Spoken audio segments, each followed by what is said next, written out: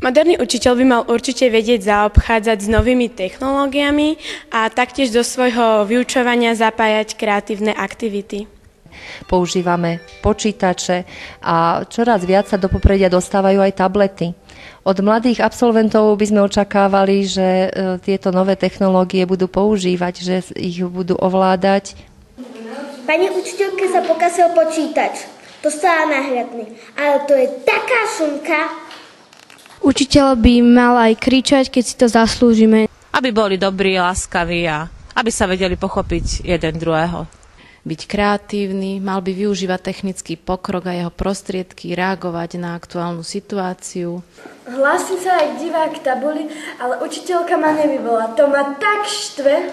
Bol predovšetkým aj tým, ktorý povie, že ticho a bude ticho.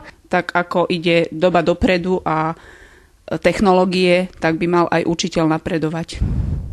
Mali by vedieť robiť s notebookom alebo s tou interaktívnou tabulou, pretože na tej hodine je to také lepšie. Minule sa mi neušiel tablet a to ma fakt dožralo.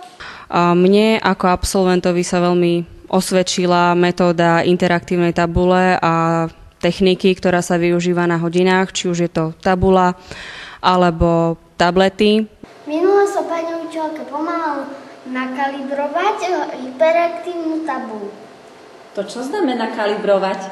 Veď predsa naháňať guličky. By mal byť mladý, aby vedel narábať s technikou, čo je vlastne v tejto dobe už samozrejmosť. Tolerantný, chápavý, priateľský. Učiteľ by mal vedieť robiť s technikou preto, lebo dnes už sú deti také, že každé má pomaly mobil alebo tablet. Ide ma poraziť, keď sa mi dlho načítava aplikácia na tablete. Podľa mňa by mal byť ideálny učiteľ autoritou, ale aj priateľom.